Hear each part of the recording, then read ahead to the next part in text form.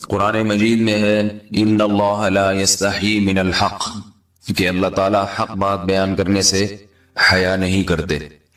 حدیث میں بھی بعض ایسے مسائل کو اللہ کے رسول نے بیان کیا ہے صلی اللہ علیہ وسلم نے جو بظاہر حیا کے خلاف ہیں، مگر اس لیے بیان کیا کہ اگر آپ صلی اللہ علیہ وسلم بیان نہ کرتے تو لوگ ان بے شرمی کے کاموں میں مبتلا ہو جاتے۔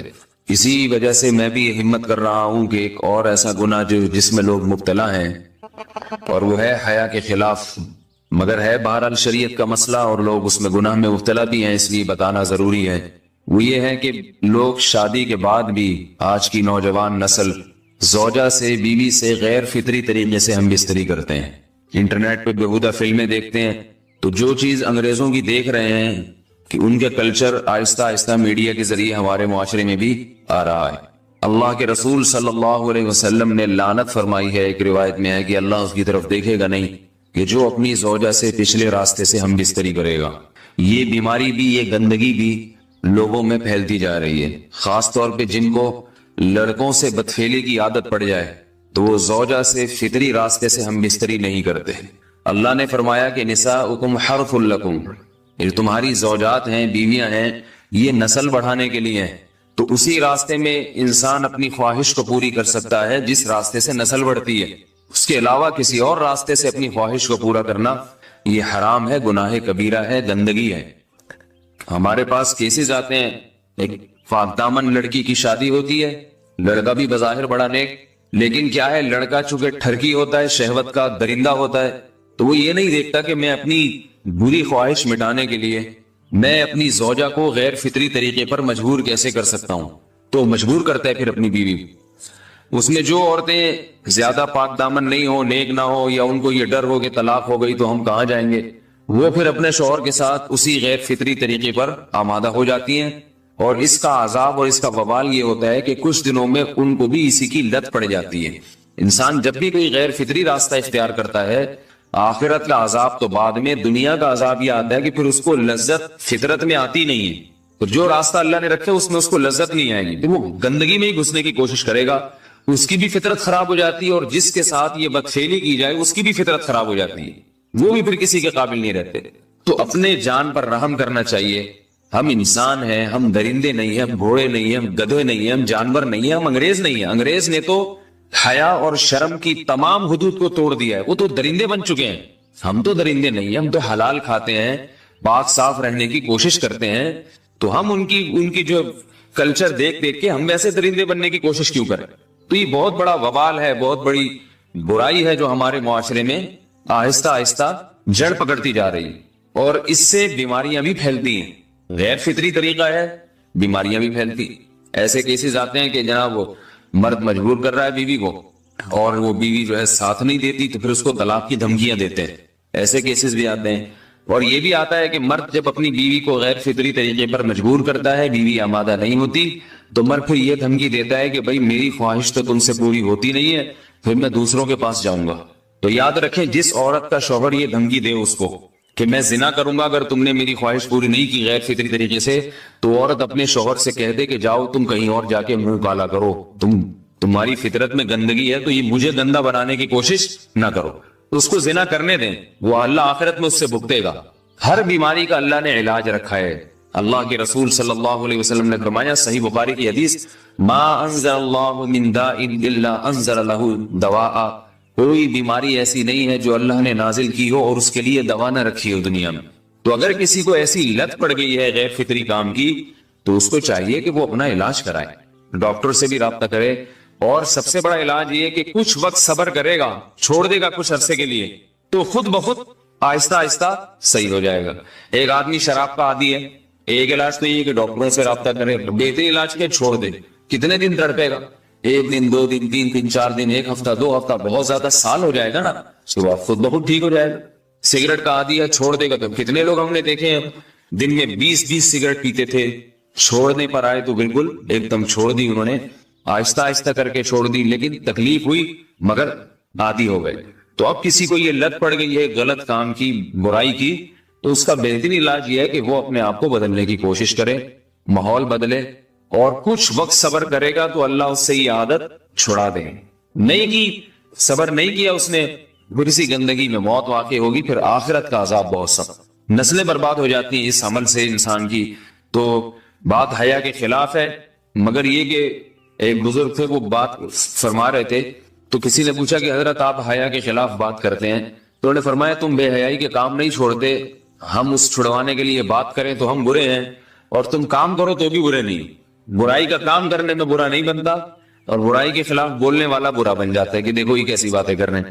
تو وہی باتیں ہیں، اس لیے ہیں کہ یہ معاشرے میں یہ برائی پھیلتی چلی جائے گی، اور یہ ہماری اپنا کلچر نہیں ہے، یہ امپورٹ ہو رہا ہے باہر سے، یہ امپورٹ ہو رہا ہے، یہ وہاں میڈیا کے ذریعے آ رہا ہے۔ تو وہ چیزیں دیکھا نہ کریں اور ان لوگوں سے دور رہا کریں۔ ہمیں تو دین کا داعی ہو کے ان کو ہدایت پر لانا تھا، بجائے ہم ہدایت پہ چل کے دوسروں کو چلانے والے بن کے ان کے راستے پہ ہم نے چلنا شروع کر دیا۔ اللہ تعالیٰ ہمیں اب دیکھیں ان کے ہاں ایڈز کا مرض پھیل گیا ہے۔ آپ بتائیے یہ ایڈز کا مرض ہمارا ہے کیا؟ یہ بیماری ہماری ہے یا ان کی ہے؟ ہمارے یہاں بیماریاں ہیں، کھانسی ہے، نزلہ ہے، ٹھیک ہے نا، بلڈ پریشر ہے، شوگر ہے، یہ بیماریاں ہماری ہیں۔ کوئی اللہ کا شکر ہے گندی بیماری ہمارے ہاں نہیں ہے۔ جتنی گندگیاں ہیں وہاں سے آ رہی ہیں، ایڈز کا مرض وہاں سے امپورٹ ہوا ہے۔ وہ ایڈز کا مرض اسی بدفعلی کی وجہ سے پیدا ہوتا ہے، اسی سے جراثیم پیدا ہوتے ہیں، اور اتنا خطرناک مرض کے ایسے متعدی ایسے پھیلتا ہے۔ افغانستان میں ایڈز کا ریشو 0 تھا، 0۔ وہ جانتے نہیں تھے کہ ایڈز کا مرض ہوتا کیا ہے۔ جب سے امریکن آرمی، برطانیہ آرمی افغانستان میں آئی ہے، فوجی آئے ہیں، افغانوں میں ایڈز کا مرض پھیل گیا ہے، انہوں نے وہاں بدفعلیاں شروع کر دی ہیں۔ تو وہ تو حالانکہ ان کے لیے زنا کتنا سستا ہے، کتنا سستا ہے نا ان کے لیے زنا، پھر بھی وہ لڑکوں کی طرف مائل ہوتے ہیں۔ تو اتنی گندگی، ایسا گندا جب انسان بن جائے پھر اللہ اس کے وجود کو برقرار نہیں رکھتے، اور رکھتے ہیں تو پھر آخرت میں سزا دینے کے لیے اپنے آپ کو ان گندگیوں سے بچانا چاہیے، حلال پہ اکتفا کرنا چاہیے۔ اللہ تعالیٰ ہمیں حلال پہ قناعت کی توفیق عطا فرمائے اور پاکیزہ لوگوں میں ہمارا شمار فرمائے۔ اگر شادی شدہ عورت 40 دن میں بھی ایک دفعہ، اچھا بھائی دیکھو یہ حیا کے خلاف مسائل جو ہے نا، یہ اس چینل پہ نہ پوچھا کرو۔ مرد پر لازم ہے کہ کم سے کم 4 مہینے میں بیوی سے ایک دفعہ وہ لازمی ہم بستری کرے، تو اگر وہ 4 مہینے میں ایک دفعہ بھی نہیں کرتا تو پھر جو ہے وہ دیانتاً ذمہ دار ہوگا۔ اس بات کا خطرہ ہے کہ وہ گناہ گار ہو، کیونکہ حضرت عمر رضی اللہ تعالیٰ عنہ نے قانون بنایا تھا کہ 4 مہینے سے زیادہ کوئی بیوی سے دور نہ رہے، تو کم سے کم اتنا ہے لازمی۔ تو اس سے زیادہ بھی اگر کوئی مرد بیوی کے قریب نہیں آ رہا تو پھر وہ ظالم کہلائے گا شریعت کی نظر۔ حج کے دوران باقی ہر عورت اور ہر مرد کے حالات مختلف ہوتے ہیں، بعض عورتوں میں خواہش زیادہ ہوتی ہے، بعض میں کم ہوتی ہے، یہ نیچرل ہے، اس کا کوئی اس سے تعلق نہیں ہے کہ عورت کوئی بری ہے۔ بعض دفعہ عورت میں یہ خواہش نفس بہت زیادہ ہوتی ہے، اس کی ریکوائرمنٹ بہت زیادہ ہوتی ہے، تو لوگ پھر مرد اس بیوی کو برا سمجھنا شروع کر دیتے ہیں، حالانکہ اس کا برائی اور اچھائی سے تعلق نہیں ہے۔ جیسے مردوں میں صحت کے لحاظ سے اور ان کے جو مینٹل ہیلتھ ہے اس کے لحاظ سے مردوں میں فرق ہوتا ہے، کسی میں خواہش بہت زیادہ ہوتی ہے، کسی میں کم ہوتی ہے، تو اس طرح خواتین میں بھی ہوتی ہے، بہت سی پاک دامن عورتیں ہوتی ہیں لیکن ان میں ڈیزائرز بہت زیادہ ہوتی ہے۔ تو یہ سب کی الگ الگ اللہ نے فطرت بنائی ہے، تو میاں بیوی اس کو ایک دوسرے کو بہتر سمجھ سکتے ہیں کہ کس کی کیا ڈیزائرز ہیں۔ بہرحال اگر مرد میں عورت کی ڈیزائرز پوری کرنے کی طاقت نہیں ہے، عورت میں بہت زیادہ ڈیزائرز ہیں، مرد میں کم ہے، تو ایسی صورت میں عورت پھر مرد سے طلاق مانگ سکتی ہے کہ بھئی میں سیٹسفائی نہیں ہو پا رہی ہوں اور میری ریکوائرمنٹ زیادہ ہے۔ تو مرد اگر طلاق دے دے تو اچھی بات ہے، نہیں دے تو پھر عورت کو چاہیے اسی کے ساتھ گزارا کرے۔ ہاں اگر 4 مہینے تک بھی مرد بیوی کے پاس نہیں آتا ہے تو پھر مرد پر لازم ہے کہ عورت کے مطالبے پر اس کو وہ چھوڑ دے، کیونکہ پھر تو جوان عورت کو بہرحال گناہ کا خطرہ ہے۔ جسمانی تعلق نہ رہنے سے نکاح پر اثر۔ لاہور سے کسی نے پوچھا اگر میاں بیوی کا آپس میں کوئی جسمانی تعلق نہ ہو تو کیا نکاح پہ کوئی فرق پڑے گا؟ نہیں، اس سے کوئی فرق نہیں پڑتا، جب تک شوہر طلاق نہیں دے گا نکاح ختم نہیں ہوگا۔ یا اگر شوہر جان بوجھ کر بیوی کا حق ادا نہیں کرتا اور 4 مہینے سے زیادہ اس سے ریلیشن قائم نہیں کرتا اور بیوی بھی جوان ہے، اس کو گناہ کا خطرہ ہے، تو پھر وہ عدالت میں کیس کر سکتی ہے، اور پھر اس کا ایک پروسیس ہے، کس طرح سے نکاح ختم ہوگا تو اس پروسیس کو فالو کر سکتی ہے وہ۔ تو خلاصہ یہ کہ شوہر گناہ گار تو ہوگا کہ اس میں طاقت بھی ہے اور بیوی بھی جوان ہے، تو وہ کیوں اس کا حق ادا نہیں کر رہا، لیکن نکاح خود بخود ختم نہیں ہو جاتا۔ بیوی بچوں سے کتنا عرصہ دور رہ سکتے ہیں؟ بندہ کام کی وجہ سے 2 سال ملک سے باہر رہتا ہے، کوشش کے باوجود چھٹی نہیں ملتی، کیا اتنی دیر بیوی بچوں سے دور رہنا جائز ہے؟ نامعلوم۔ اوئے ہوئے ہوئے ہوئے بھائی دیکھیں، ایک تو ہے حضرت عمر رضی اللہ تعالیٰ عنہ کا مشہور واقعہ ہے کہ آپ نے کچھ خواتین سے پوچھا تھا کہ عورت کتنا صبر کر سکتی ہے مرد کے بغیر، تو بعض صحابیات نے بتایا کہ 4 مہینے. تو حضرت عمر نے قانون بنایا کہ جو مجاہدین محاذ جنگ پہ لڑ رہے ہیں 4 مہینے سے زیادہ دور اپنی بیویوں سے نہیں رہ سکتے. تو اس اصول کا تقاضا یہ ہے کہ وہ زمانہ بھی پاک دامنی کا زمانہ تھا، نیک لوگ تھے، تو اصول یہی ہے کہ 4 مہینے انتہا ہے عورت کے صبر کی.